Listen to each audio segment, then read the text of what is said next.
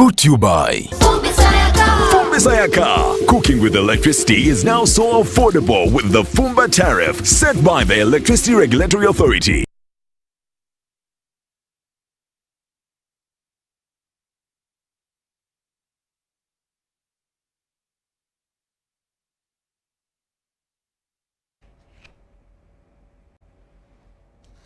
Hello and welcome to News Tonight. I am Rhoda Ngonzi. We'll start with the top stories for the night.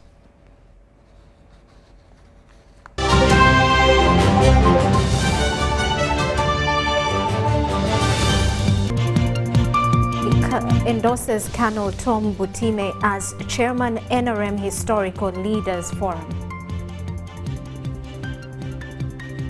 China commits to support Uganda in its development agenda. And drama fills Yala campaigns as NUP boycotts exercise. And students storm Kampala EU offices over oil pipeline stance.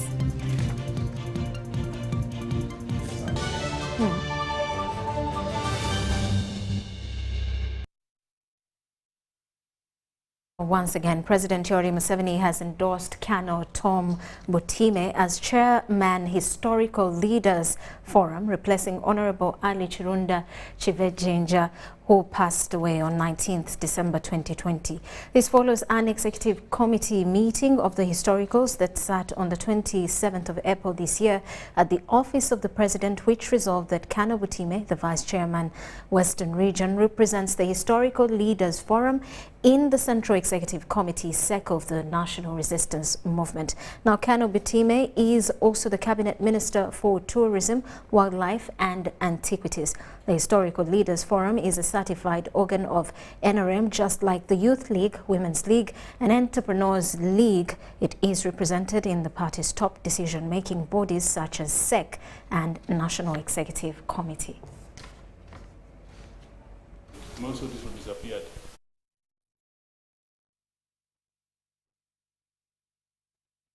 Now, the head of state has...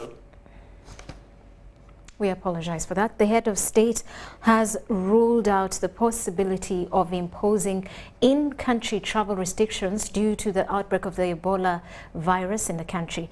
In his televised address about Ebola virus, President Yoweri Museveni noted that unlike COVID-19 that is easily spread through air, Ebola can be contained since it can only be spread through direct contact.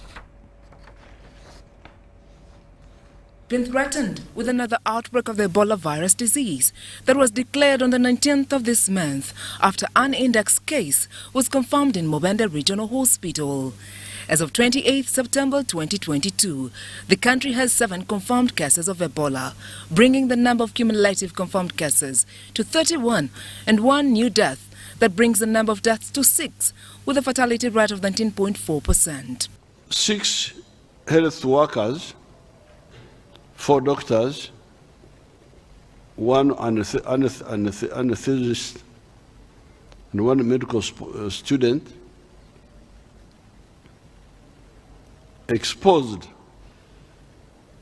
to the index case. What is index case? The first one. Oh. Between 15th and 18th, have tested positive to Ebola and are being managed at Mbende and Fort Portal referral hospitals. They are being treated. That's what, you know, when I read the document of the Minister of Health, I must keep localizing their word. Management as if they are managing a bank. For us in our language, we say they are being treated. The cases have been confirmed in Mubende, Chegegwe and Kasanda districts. Despite the increasing confirmed cases of Ebola virus disease, the head of state is hesitant to think about a possible lockdown on grounds that Ebola can easily be contained compared to COVID-19. We who are used to fighting wars, when we had these characteristics of the enemy, the Ebola, we decided that this time we shall fight differently. It's not necessary to have lockdowns, to close schools, to stop you from going to churches, to the markets, traveling. Now, there's also another characteristic which shapes our strategy. Because number one, I've told you, it doesn't go by air. It doesn't go through breathing.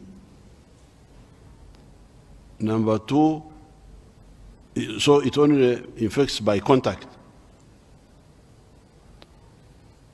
But number two, even with contact, it cannot go through every part of the body. It goes only through a few areas of the body. The eyes, the mouth, the nose, the soft parts. Otherwise, here on the skin, it can stay there. And if I don't transfer it by touching and touching myself, it will stay there until it will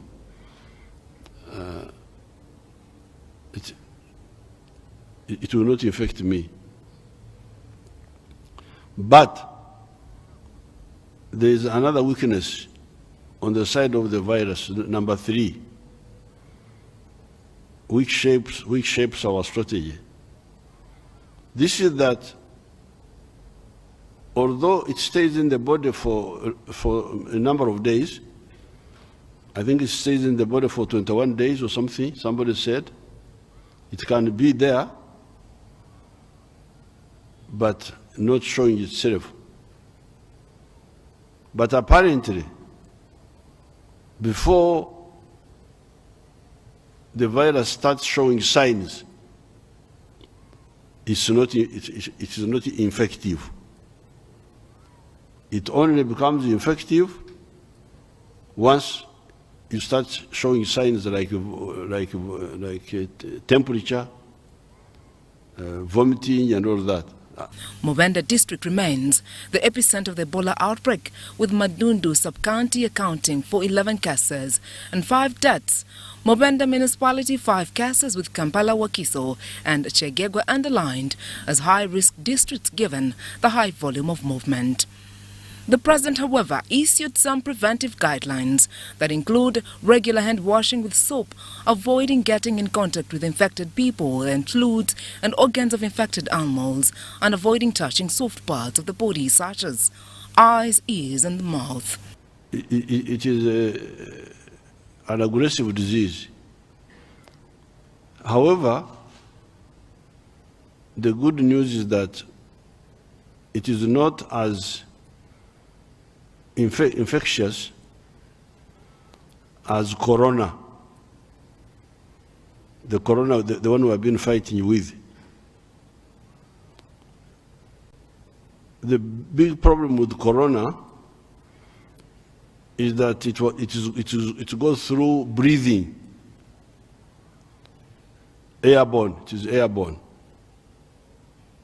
When I sit with you, near you, and you near me, through breathing, you can infect me, or I can infect you. But that's not and that's where corona was dangerous. Because you sit in the car, in a taxi, and you get it through breathing.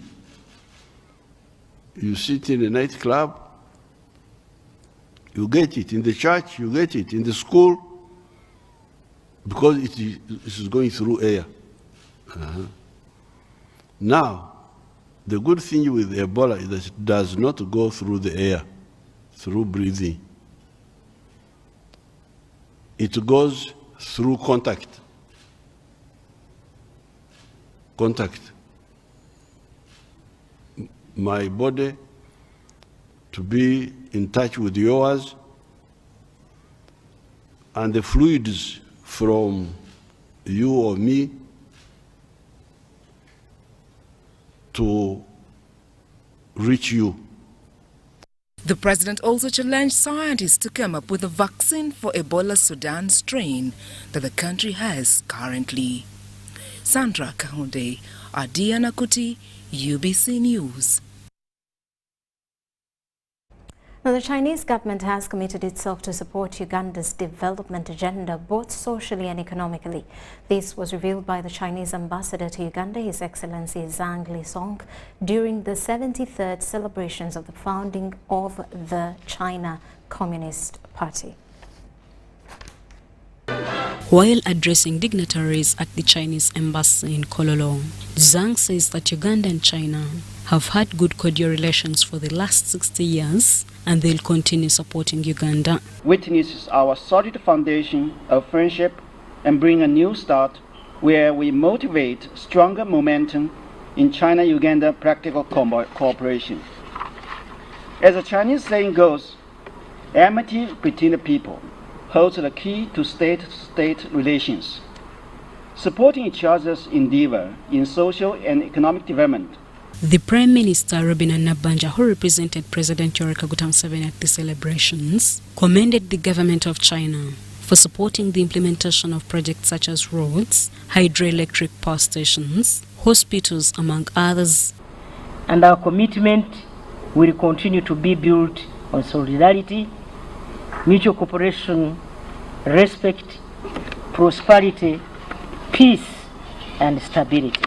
Nabanja says that China was keen helping Uganda during the COVID-19 pandemic by offering support through the provision of vaccines and personal protective equipment. With the plans by Uganda Airlines to launch direct flights from Entebbe to Guangzhou, this effort will provide greater opportunities for business and the people-to-people interaction. The Prime Minister revealed how Uganda plans to embark on the production of its own vaccines and requested for China's continued support in the areas of expertise and technology sharing. The Prime Minister promised to meet the Chinese ambassador to Uganda to iron out some issues regarding the Isimba hydropower dam next week. Shaidat Nasaku, UBC News. Meanwhile, Parliament of Uganda has elected 9 members out of 28 contestants to represent Uganda at the East African Legislative Assembly. The 9 elected members include 6 from the NRM, 2 independents, and DP's Gerald Siranda. The 9 elected members to the 5th Regional Assembly include NRM's 6 candidates, including Namara Dens, James Kakoza, Obong Stephen, Musamali Paul, with 2 independents including Veronica Kadogo, Amongin Jacqueline, and DP's Gerald Siranda. Total number of ballot papers that were cast were 495. Were meant to be 495.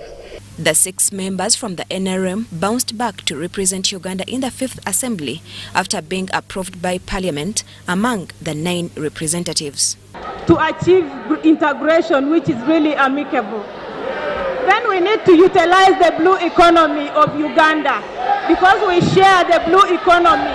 Uganda, Kenya, Tanzania, we share the waters of Uganda. The election was started with a 7 minutes introduction and campaign for each of the 28 candidates. I come to you today in the same spirit, without fear of contradiction, that the time is now for us to write our own history and to realize our potential, and therefore we must pull up our sleeves into the arena of action. Almost all the contestants campaigned to defend Uganda's interest in the assembly. So far we have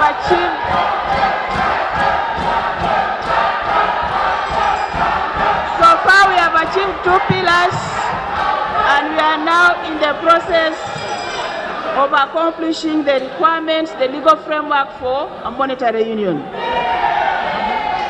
Others told MPs about their intentions to find markets for Uganda's agricultural produce. Another issue East African community countries, we are in so many organizations. We are in COMESA, we are in IGAD, we are in SADC. For example, Tanzania and Burundi, they are members of SADC. SADC has its own protocols. Today when you produce a product, they tag it made in Uganda, made in Burundi. Speaker Anita Among congratulated the winners and thanked members for overwhelmingly participating in the voting process. Honorable members, during this meeting, the House has performed exceedingly very well. Some members of Parliament who have failed to behave in a honorable way. It is so unfortunate. We've always agreed we should maintain the decorum. But I get surprised when we have members who behave in a dishonorable way. The tenure of the current ELA expires in December this year, and the membership of ELA stands at 62 and 8 ex-official members, including the minister responsible for regional cooperation from each member state and the Secretary General and Counsel to the community. The East African Legislative Assembly is an organ of the East African Community established under Article 9 of the Treaty for Establishment of the East African Community. Shamim Naiga and Gloria Gutabenji, Parliament.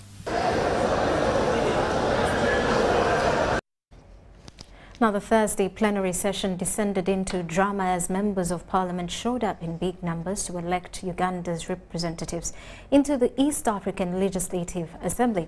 Despite the National Unity Platform position to boycott the exercise, Parliament was full to capacity as the 28 EALA candidates presented their respective manifestos to the MPs. In the following report, we have compiled the highs and the lows witnessed during the elections.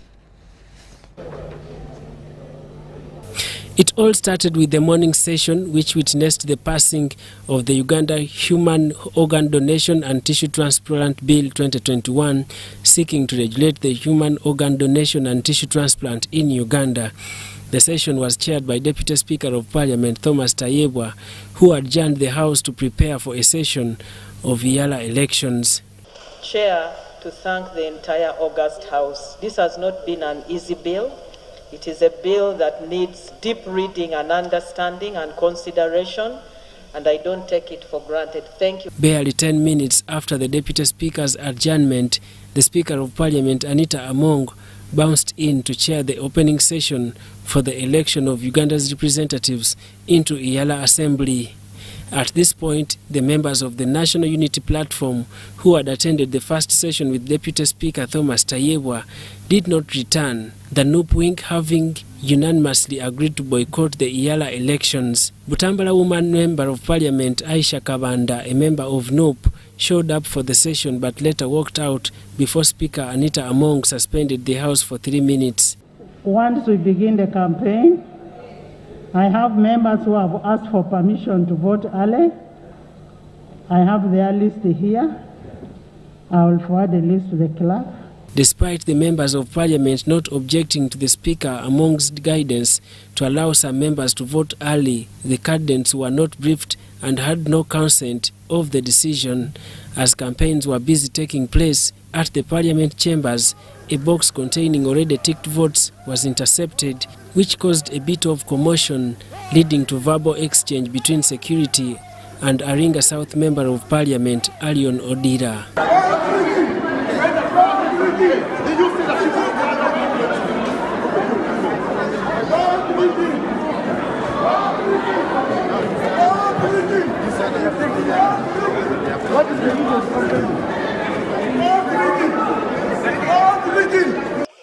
Now rigging in Parliament. We shall not accept that precedence in Parliament of Uganda. We are not going to rig. And members are still campaigning. Voting is taking place here. How? How? How?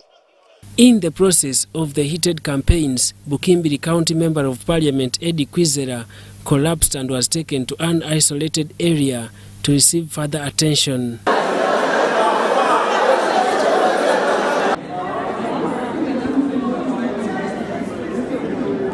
Despite the Parliament rules of procedure allowing members of Parliament to stamp feet as means of appreciation, clapping chanting and other various expressions of support dominated the campaigns. The candidates were seen aiming at fully convincing the electorate as some of the contestants introduced unique tactics in soliciting for votes from the legislators. Doinda Freddy can do. For Iyala can do. And I will make sure that every member of parliament makes it into the 12th parliament.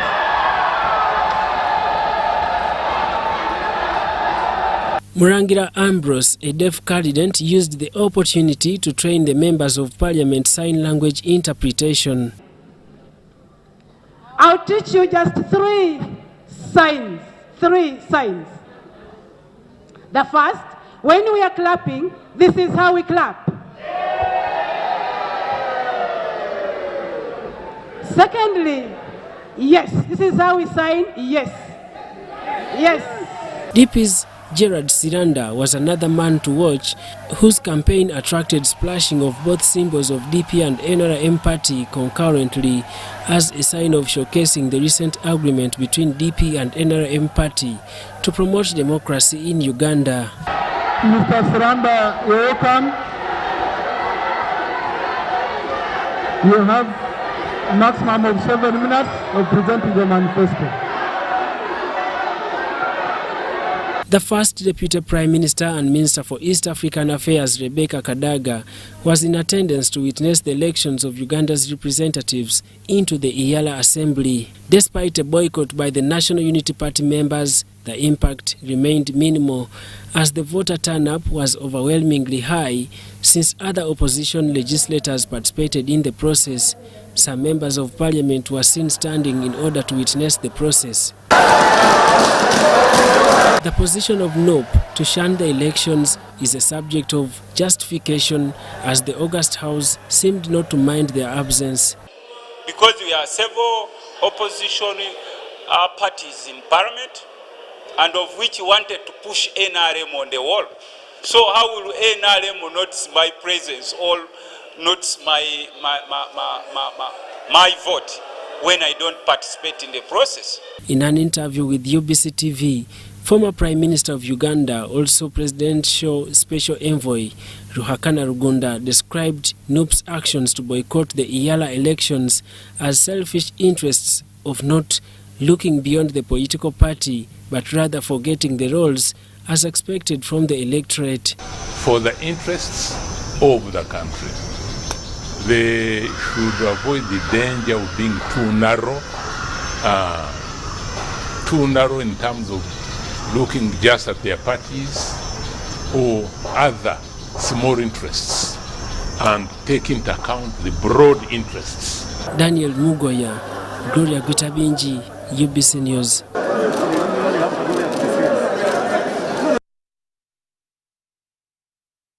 Students from schools across Kampala have this morning stormed the offices of the European Union in a demonstration expressing their dissatisfaction over the union's stance on the construction of the oil pipeline in Uganda. Yusuf Werunga, the Ugandan National Students Union president, says the halting of the construction of a crude oil pipeline in Uganda may also affect their future since it directly affects the growth of the country.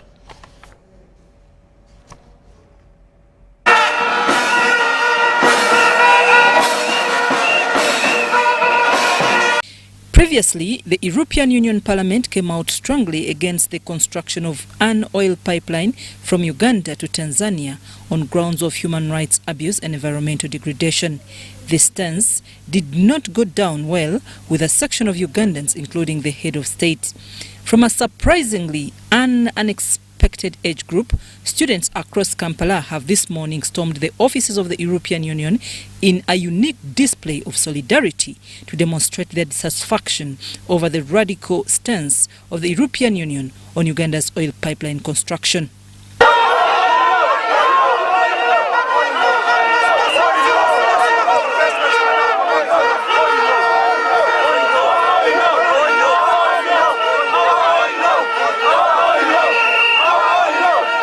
They shouldn't pop their nose shouldn't sabotage our economic progress our economic progress towards the extraction of oil. So we are calling upon them, they should sit and rethink and revise their resolution. To support a same pipeline in Norway, this is a clear indication that they're just sabotaging the development of this country and the development of Africa. So it is our role. UNSA has a mission that to prepare patriotic citizens for national development. So today we come here to let the country understand, the European Union to understand that this is our patriotic role to raise up and defend our country. Wirunga Yusuf refutes the allegation of environmental degradation if the pipeline is constructed. All issues which have to be handled internally. Once we have failed, we shall think as a country, as a continent, that we have failed. Let's think of other country in such a mid, because students, we are at school to look for jobs. The oil program of this country is giving us over 1 million jobs. What else do we want? That's what we want. So if you sit in European Union Parliament and you want to decide for us on how to develop, it is totally not right. I'm Nafka Farida and Muyungo Joseph in Kampala. Experts in marine transport operations have called for adherence to International Maritime Organization standards to prevent water transport-related accidents. The Chief Fire Officer at Civil Aviation Authority, Reverend Samuel Atabua, underscores the need to train more divers to ensure effective and timely response to emergency situations. He was speaking during the launch of the Marine Association of Uganda at Port Bell, Luzira, a suburb of Kampala. It was meant to create awareness for safety while traveling and operating on water. The team was treated to a guided tour of Port Bell, an international landing site found in Luzira, a suburb of Kampala in Uganda. The explanations rotated around vessel repair for purposes of safety, one of the first priorities. We are through with the overhauling the engines, and now we have taken the vessel out of the water. We have put it here, as you can see it here. Purpose, we want to check the bottom. Similar to this emphasis was one at the railway vessel, where safety is equally key, as heard in this explanation. Minimizing accidents is just to be vigilant and maximum cooperation with the ship. Yes, and to mind the rules of the road. We call it rules of the road.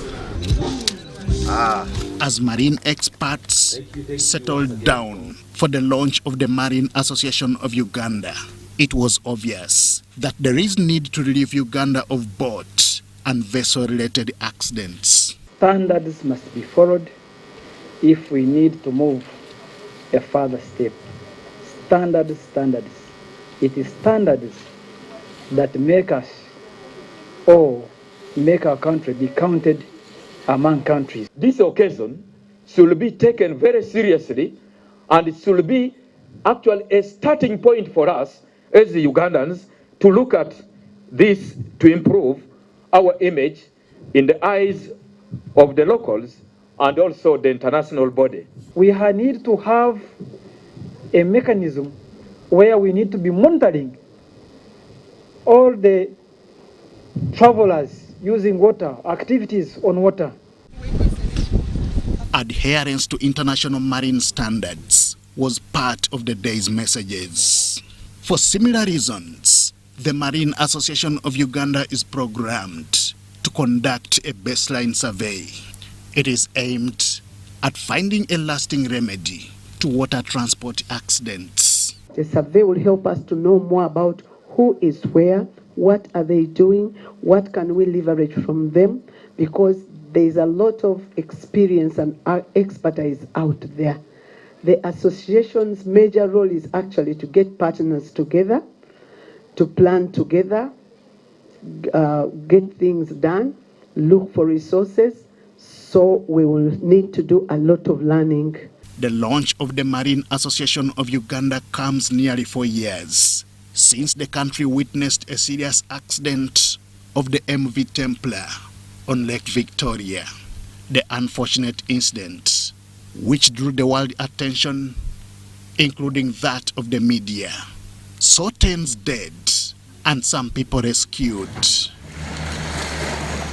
Henry Okrut, UBC.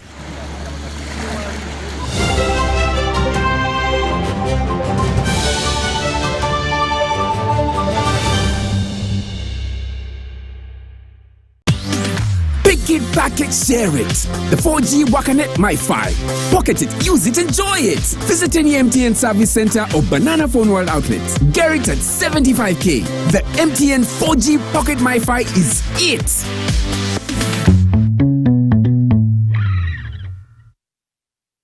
Do you need data collection services, data analysis and reporting, monitoring and evaluation systems? Then contact Mold Technologies, a professional research firm that has provided many organizations with timely research solutions for over 15 years. For more information, visit www.mt.co.ug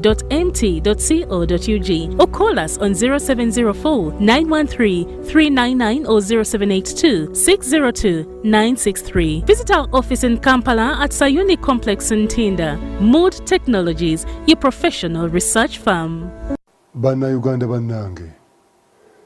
Mubadde mukimanyi nti tufiirwa obutonde ku misinde ejayiriyiri. Entobazi kye kimu ku bintu ebisinga okusaanyizibwawo mu nsangi zino emirundi 3 okusinga ebibira. Kino kireese okufiirwa entobazi n'emigaso gyazo okukuuma obutonde. Mbasaba okussaayo omwoyo tulyoke tusobole okukuuma entobazi era awamu n'obutonde. Mu linnya lya Kitaffe n'Omwana n'Omwoyo Mutukuvu. Amen. Obubaka buno bukutuusiddwako Ministry y'Amazzi n'Obutonde, Ministry y'Ebyobulimi, Obulunzi n'Obuvubi, ekitongole ky'eggwanga ekivunaanyizibwa ku by'embeera y'obudde ki Uganda National Meteorological Authority wamu n'olukiiko olutabenzikiriza ez'enjawulo Interreligious Council nga bawagiddwa gavumenti ya Uganda, Green Climate Fund n'ekitongole ky'ensi yonna ki United Nations Development Program. Beat the back-to-school hustle today. Pay school fees conveniently using Airtel Money. Dial *185#. Select option 6, school fees. Select to pay using Bridge Schools, School Pay or Beg Pay.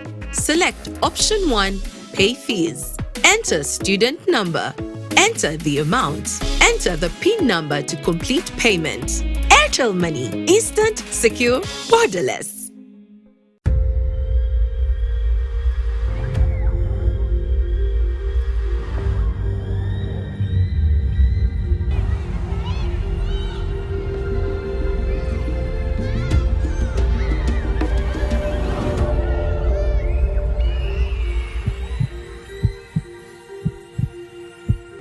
It's better to foster respect instead of fear and pain. Cause a good school equals a better life. Raising voices.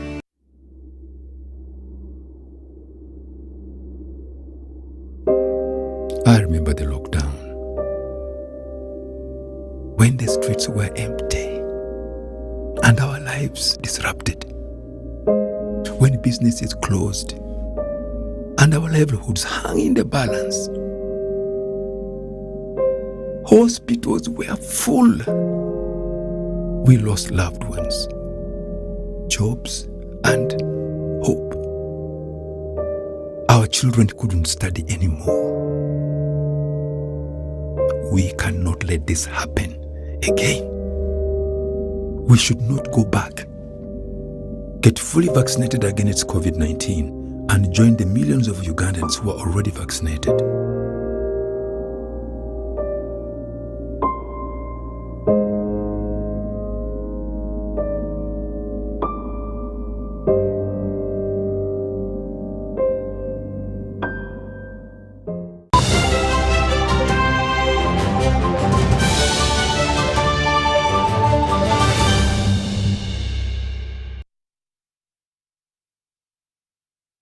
Welcome back. You are still watching News Tonight. Footportal Regional Referral Hospital Ebola isolation ward is full to capacity following evacuation of Ebola patients from Mubende Referral Hospital to Fort Portal yesterday. This comes at a time when the hospital is struggling with lack of space in cases of an outbreak in Kabarole district. Isolation ward at Fort Portal Regional Referral Hospital has a 6-bed capacity and already filled with Ebola patients who were transferred from Mubende district. These people were transferred here because the same team that is supporting them, the JMedic team, is both here and Mubende. And since we have Ebola isolation center here, and at the moment we didn't have a case, so these people needed a special care away from Mubende Hospital to be attended to fully. The referral comes at a time when the number of Ebola suspects within Kabarole district has increased to 3 and currently admitted. Also have 3 suspects. Those suspects, 2 of them are females and 1 is a male. We are also managing them. According to Dr. Batamuliza Beatrice, the Fort Portal Referral Hospital Administrator, the hospital has improvised to use the COVID treatment tent for Ebola in case of any other confirmed case due to limited space. There is a tent where we used to treat COVID patients from. It's a very big tent. We have prepared it. It was cleaned. Beds are there. So in case the numbers increase, that's where we are going to put patients. She, however, says the situation is currently under control with availability of personal protective equipment. Most of the health workers are deployed to take care of Ebola. That means now these are in the wards, the manpower has reduced. So we are calling upon the lower health centers, facilities, to work together with us. Let patients who come here come when they are referred. But those who can be managed there, let them be managed there. Kabarole District Health Department and Ebola Task Force during a preparatory meeting earlier expressed worry over limited space and transportation challenges. One, we are constrained when it comes to transport means. Currently they have only 1 ambulance that is running. This is the ambulance that works with all other referrals, including pregnant mothers and other referrals that happen in accidents and whatever. There are talks with Toro Kingdom to offer Bukwali Kingdom grounds to be used as Ebola isolation grounds in case of a surge in Ebola patients.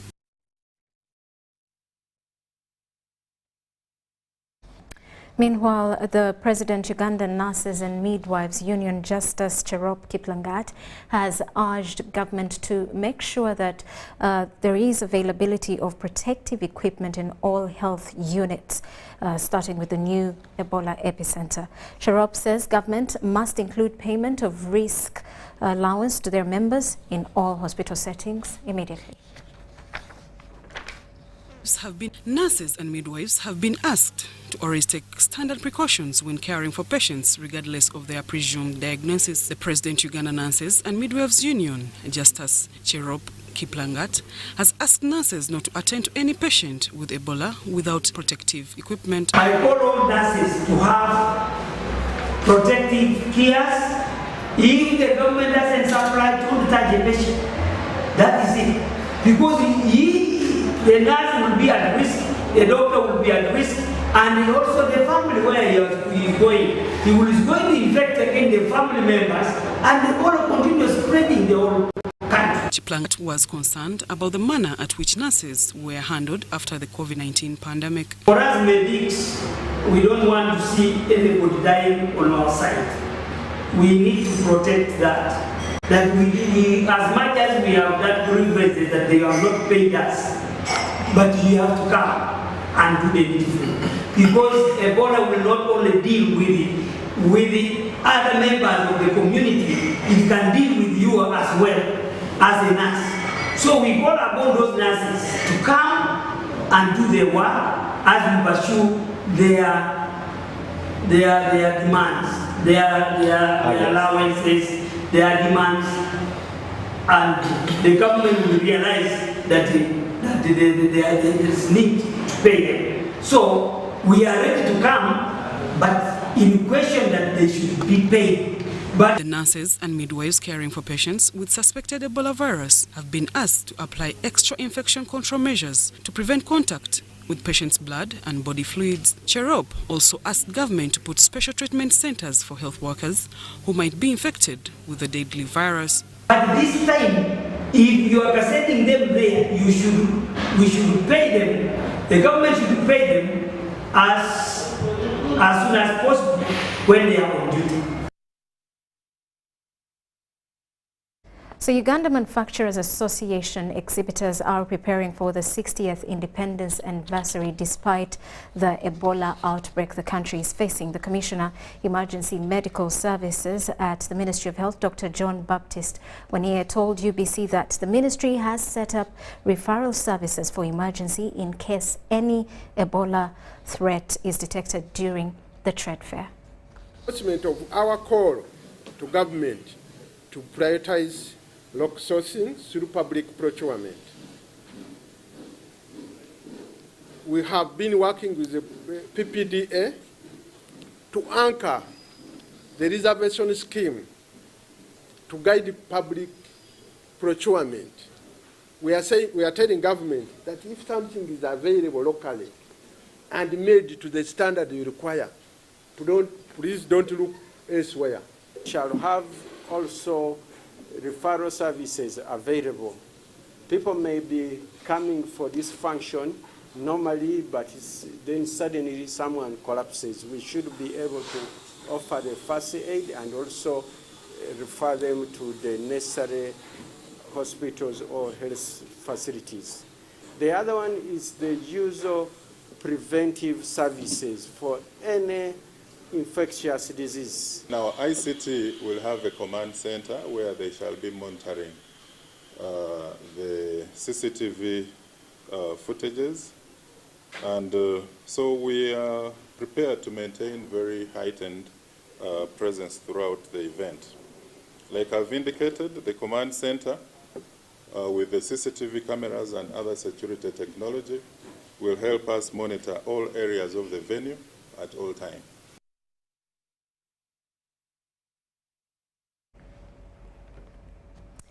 Meanwhile, UNICEF, together with the Ministry of Education and Sports, have intensified campaigns against early child pregnancy, with research showing that the eastern part of the country is among those greatly affected by the virus. Campaigns against it have been extended beyond school fences to cover the entire region. The 2021 Ministry of Education report shows that teenage pregnancy stands at 25% and repeat adolescent births at 56%. However, with urbanization, the population growth in Busoga has placed underprivileged women and young girls in a more vulnerable situation to get unwanted pregnancies. The Ministry of Education and UNICEF have therefore resorted to a campaign against early child pregnancy. Activations against early child pregnancies were in all parts of Jinja Town, with teenagers holding placards indicating how their lives are in danger and how the girl child should be given an opportunity to education.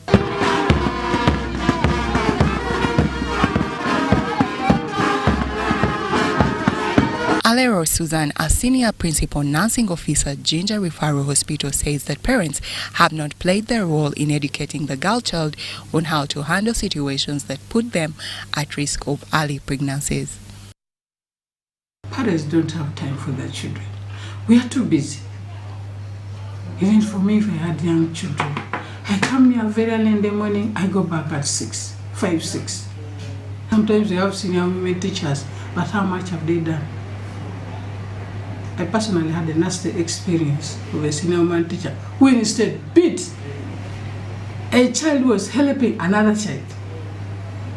Was even chasing her away. Then what are you senior teacher for? So even when you reach school, schools are out, results, they must pass. Who pays attention to their psychosocial needs? As a hospital, young people need to be alone. They need to be given time to express themselves. They need someone who must listen to them. They need someone who must give them the time but we've not created enough demand. Well, students just walk from home, let me go to the clinic, talk to someone. If we created such a situation that allows a young person to go and talk to someone that can help him or her to address the challenge that he has, maybe we would have also sorted this. But I'm happy that Minister of Health is picking up this. Namugere Elizabeth, a registered midwife in charge of adolescent clinic at Jinja Referral Hospital, says that to reduce the prevalence of teen pregnancy in rural eastern Uganda, government and other stakeholders need to increase life and social skills and the pressure to contribute to the family welfare. Really, they have to go home with the pregnancy, and the option there is great is abortion. They really tell you, may you help me abort this baby? I cannot go back to this pregnancy because I cannot face my parents. In Eastern Region, it is estimated that adolescents aged 15 to 19 years old become pregnant, with rates higher in rural communities.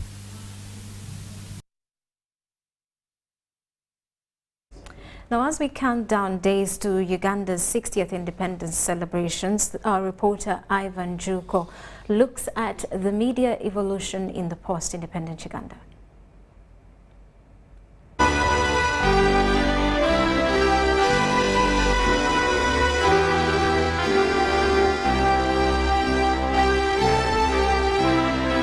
In 1894, Uganda became a British protectorate under the colonial government, and later in 1962, United Kingdom granted Uganda freedom of self-governance and rule, literally known as independence, making Sir Edward Mutesa Walugembe, the then Kabaka of Buganda, the first president. Black, gold and red flag of the new young state. Uganda is born again, free and independent. At 60 years of self-governance, our special report explores the evolution of Uganda's media in the past 6 decades. In the pre-colonial times, natives used to walk long distances to deliver messages, and drumbeats were also a mode of communication.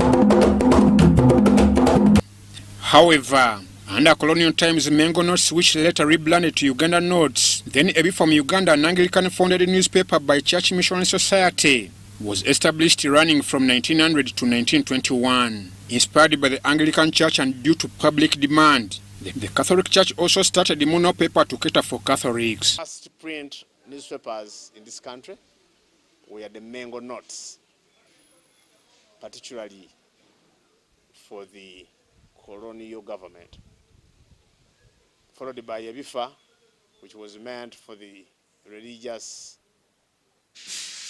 denominations in this country, particularly the Anglican Church, followed by Muno, a Uganda publication was started by the Catholic Church. If you go back in the 60s, the newspapers were there.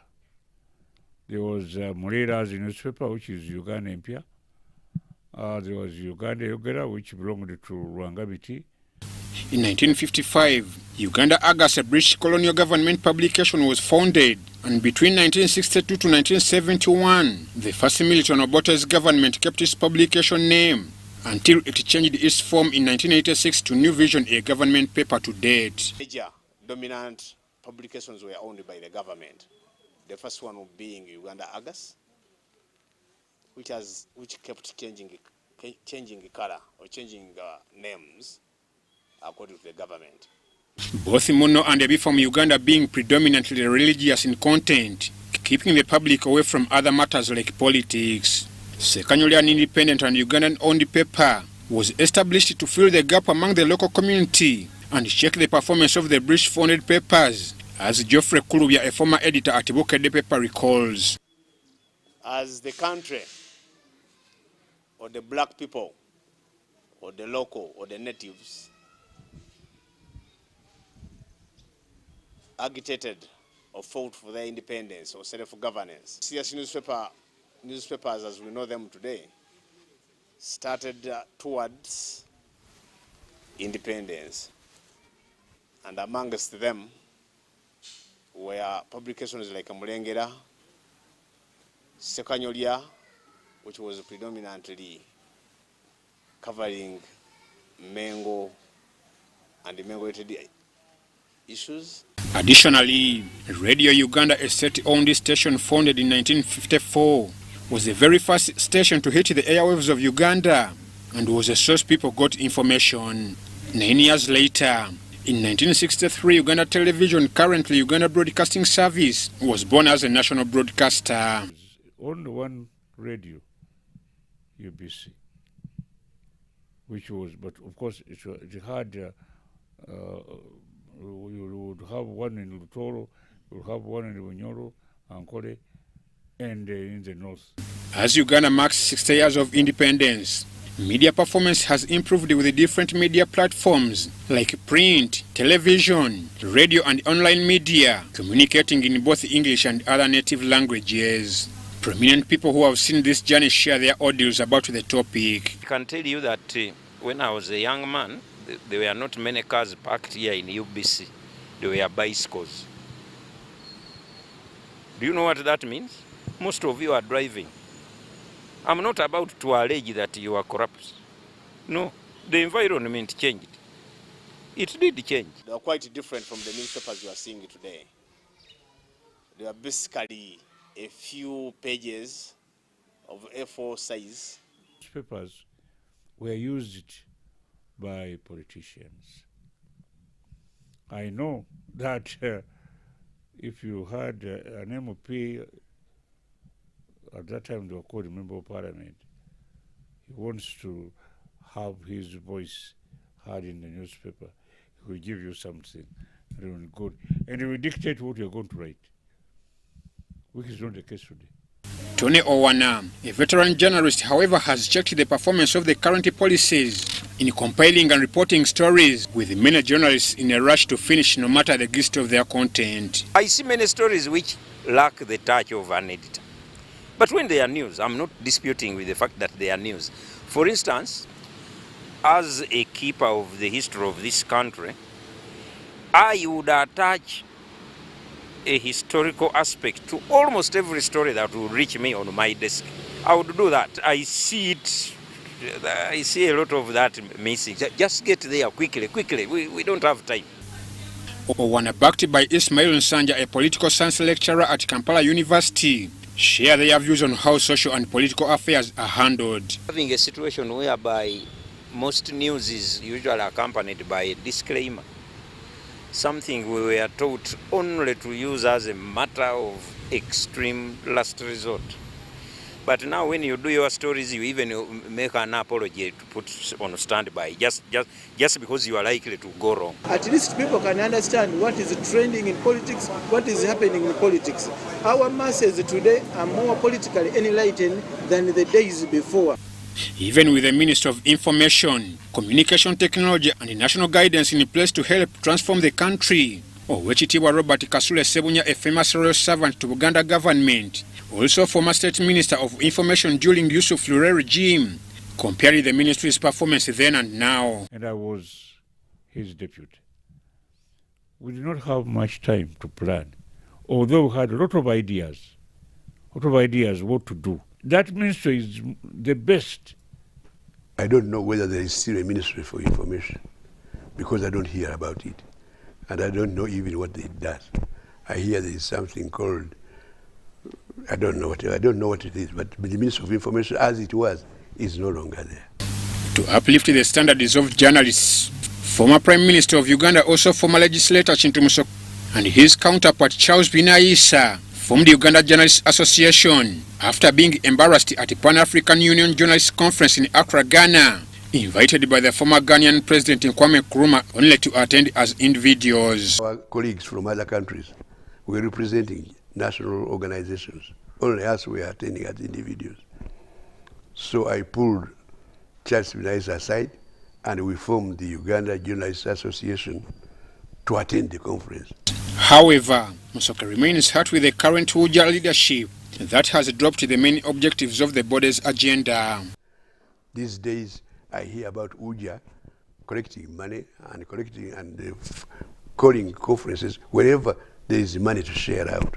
Media performance has evolved over time, with over 260 radio stations and 45 television stations conquering Uganda's airwaves. The use of internet and social media has also seen communication sharing grow. Internet is the way to go, but we need regulators. We need to regulate ourselves in terms of giving credible, right information with facts. However, the advancements in technology is set to fade out print media, with some journalists worried about the sabotage of the Computer Misuse Act. If the print media does something magical or phenomenal, for the print media, we are not likely to have it in the next 10 years. Denying him his right and you denying a right to other people of information. Much as media journey may seem flowing, there are multiple questions to the state of media freedom, with many victims of police brutality still crying foul over justice. Andrew Rwanga and Josephine Namakumbi, among others, battered, are living testimonies to this. Media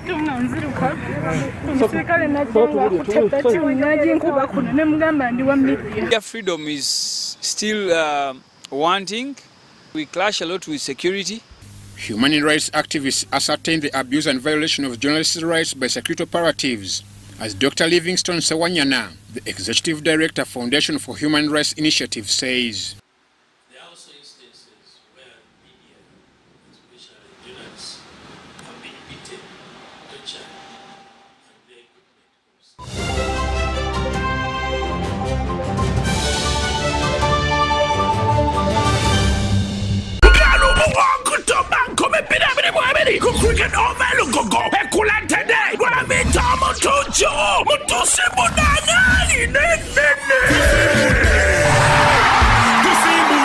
October Bidel Musaba Gardens Mukono, October Mukaga Millennium Gardens Saziwaya, October Munanaji Montelembara, 10 October, 40 Poto Muchisawe, Abimbi October, Bale Sports Center, Mutwalo Kumo, Yebem Twale Santo, Emeza million yemo, Wabula Twalo Kumia, Abana tickets of Kosa M10 Momo, Bajagusa Sunan Comitano, Binamina Romo Center, Hiva Motors, Galaxy FM, Radio 4, Kagwina War, TN.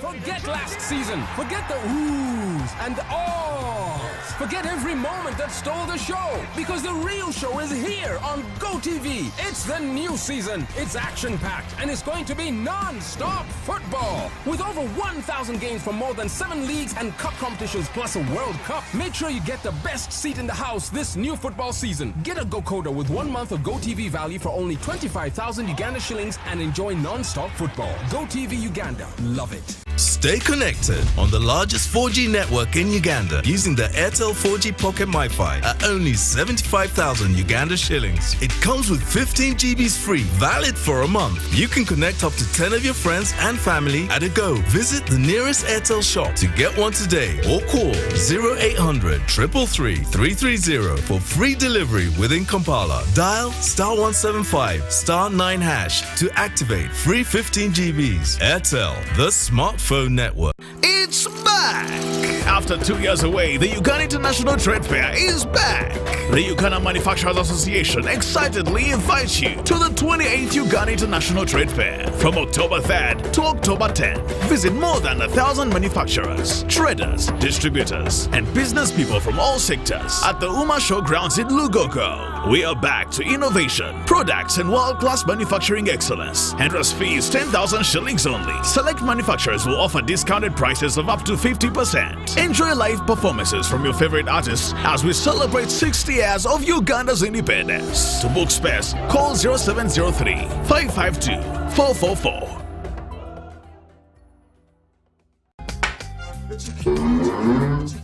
Yo!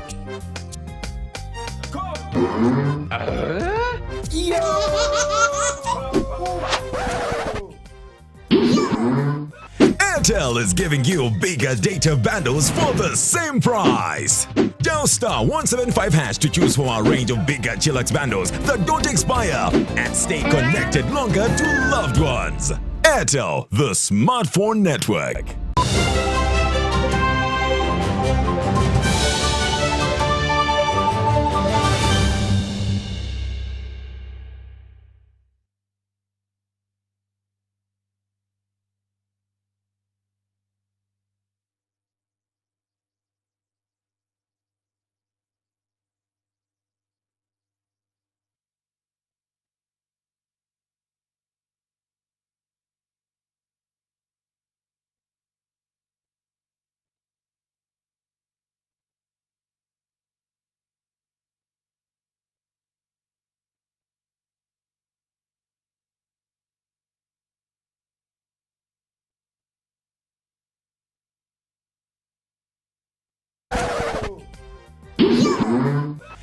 Airtel is giving you bigger data bundles for the same price. Dial star 175 hash to choose from our range of bigger Chillax bundles that don't expire and stay connected longer to loved ones. Airtel, the smartphone network. Forget last season. Forget the oohs and ahs. Forget every moment that stole the show, because the real show is here on GoTV. It's the new season. It's action-packed, and it's going to be non-stop football. With over 1,000 games from more than 7 leagues and cup competitions, plus a World Cup. Make sure you get the best seat in the house this new football season. Get a GoCoder with 1 month of GoTV value for only 25,000 Uganda shillings and enjoy non-stop football. GoTV Uganda. Love it.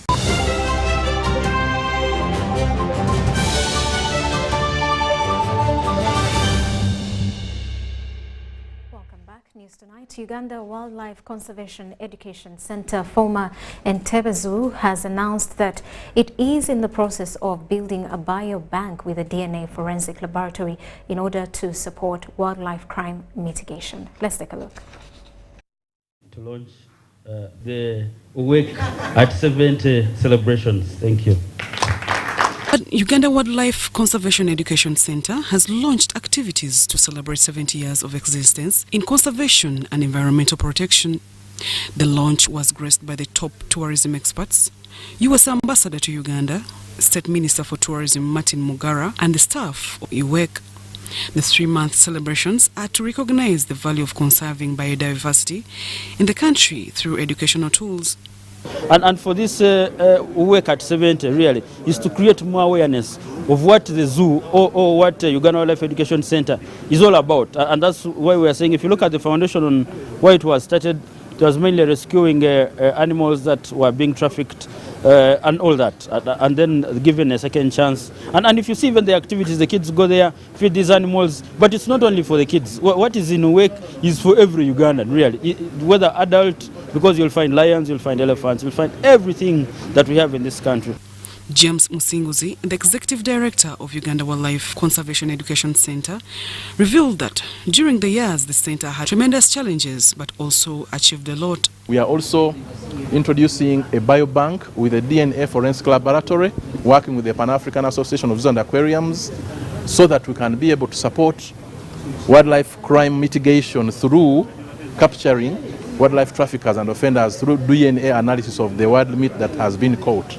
So there is a lot of development that is going on, including putting in practice the Children Discovery Center and education that we have introduced to teach our children from the known to the unknown. Popularly known as Entebbe Zoo, was opened in 1952 by the colonial government in Uganda as a reception center for wild animals that were endangered at the time. Zahra Abigaba, UBC News. And Uganda's Principal Judge Flavian Nzeija and Chief Registrar of the Judiciary Sarah Langa have disclosed government's commitment to improving delivery of justice to the litigants. Members of the public in West Nile, including refugee communities, have complained of long distances they have to move to access judicial services in Arua and some few Grade 1 magistrates courts in order to, I beg your pardon, that's in other districts, which they said is economically burdensome. Let's take a look.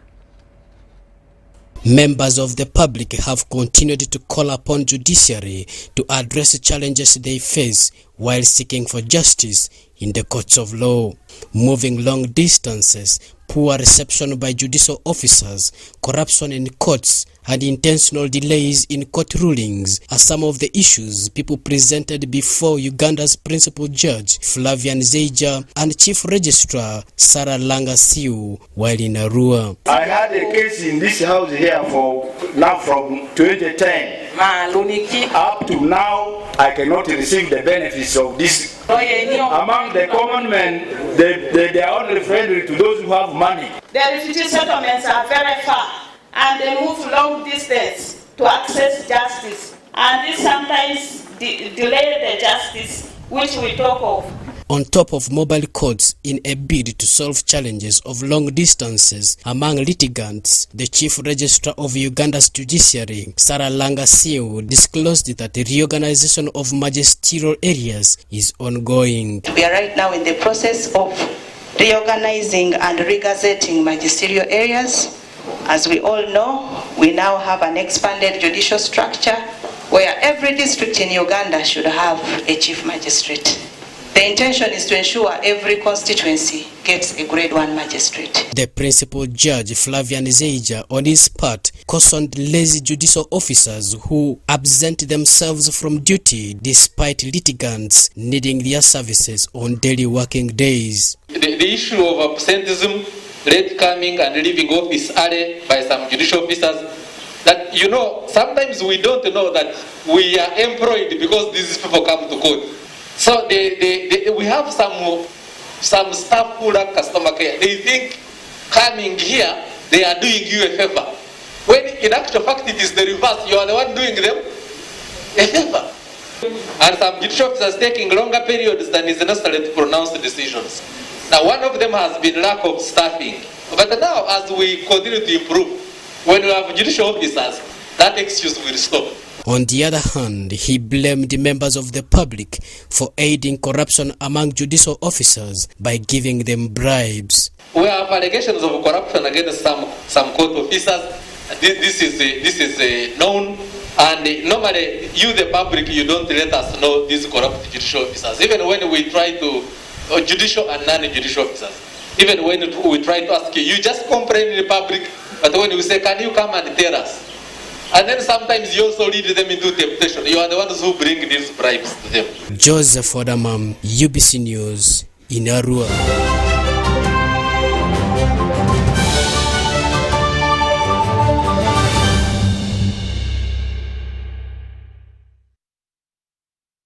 And now in sports, Uganda Open Golf Tournament has been launched with more than 100 golfers set to compete. The tournament that comprises of 5 categories, including the junior, ladies, senior, amateurs, will tee off on 1st October at Lake Victoria Serena Golf Resort. Golfers from across Africa have confirmed to be part of the tournament.